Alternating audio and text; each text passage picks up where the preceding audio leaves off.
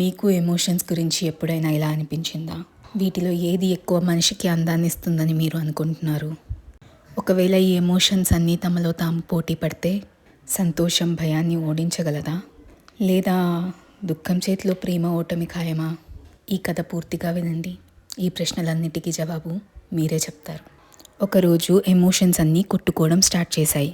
నేను మనిషికి అందం ఇస్తాను అని ఒకటి అంటే, లేదు నా వల్లే మనిషికి అందం అంటూ ఇంకొకటి. వాటి వాదన ఎంతకీ ఆగలేదు.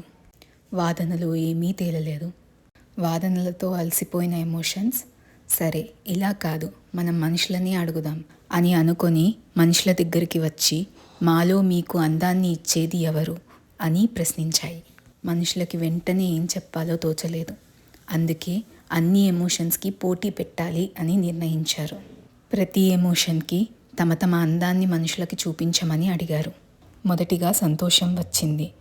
నేను ఉన్న చోట ముఖాలు ప్రకాశిస్తాయి, హృదయాలు నవ్వుతో నిండుతాయి, నా వల్ల ప్రతి క్షణం ప్రకాశిస్తుంది అంటూ ఆనందంగా పాడింది. తర్వాత ప్రేమ వంతు వచ్చింది. నా వల్ల హృదయాలు కలుస్తాయి, నేను నొప్పిని మరిపిస్తాను, ప్రతి త్యాగాన్ని వృధా కానివ్వను అని మృదువుగా చెప్పసాగింది. తదుపరిన దుఃఖం వచ్చి, నేను మనుషులను చాలా లోతుగా ఆలోచించేలా మారుస్తాను, నా ఉనికి సంతోషానికి విలువనిస్తుంది అని నిశ్శబ్దంగా చెప్పకనే చెప్పింది. తర్వాత భయం ముందుకొచ్చి, నేను మనుషులను అలర్ట్ చేస్తాను, వారిని రక్షిస్తాను, ధైర్యాన్ని సాధ్యంగా చేస్తాను అని గర్వంగా చెప్పింది.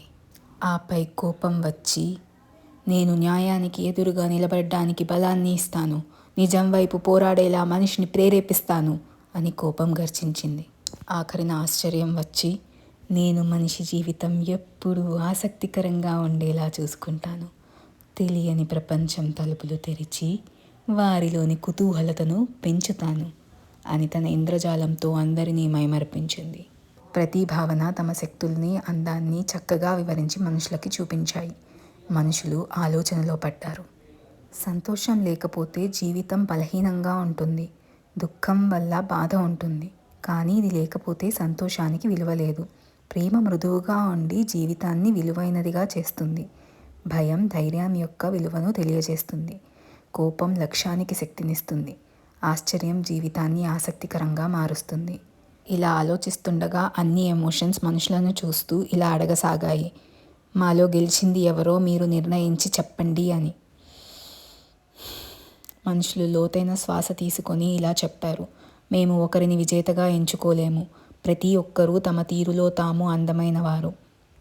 సంతోషం దుఃఖం తోడుగా ఉంటేనే జీవితానికి అర్థం మాకు తెలుస్తుంది. ప్రేమ మా కోపానికి తోడై దాన్ని శాంతింపజేస్తుంది.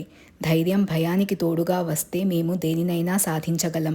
సంతోషం దుఃఖం ప్రేమ భయం ఇవేవీ లేని ఆశ్చర్యం మా జీవితానికి వ్యర్థం. మీరందరూ కలిసి ఉంటేనే మా జీవితం సాఫీగా సాగుతుంది. మీలో ఒకరు తగ్గినా మా జీవితంలో ఏదో ఒక వెలతి తప్పకుండా ఏర్పడుతుంది అని మనుషులు వివరించారు. స్నేహితులారా, మీరు ఆలోచించండి. దుఃఖం లేకుండా సంతోషం ఏమిటి? భయం లేకుండా ధైర్యం ఏంటి? బాధ తెలిసిన హృదయం లేకుండా ప్రేమ ఏంటి? ప్రతి ఎమోషన్కి ఒక ఉద్దేశం ఉంది. ప్రతి అనుభూతి మనకు ఒక గురువు. మనం కొన్నిసార్లు దుఃఖం భయం కోపం తప్పించుకోవాలని ప్రయత్నిస్తాం, కానీ ఇవే భావోద్వేగాలు జీవితాన్ని సంపూర్ణం చేస్తాయి.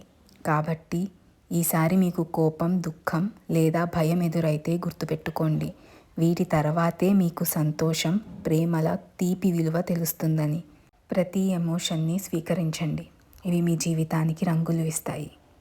మీకు ఈ కథ నచ్చితే దయచేసి లైక్ బటన్ నొక్కండి, సబ్స్క్రైబ్ చేయండి, మరియు ఈరోజు ఇది వినాల్సిన వ్యక్తితో షేర్ చేయండి. కామెంట్స్లో చెప్పండి, ఈరోజు ఈ క్షణం మీరు ఏ ఎమోషన్ని ఎక్కువగా ఫీల్ అవుతున్నారు?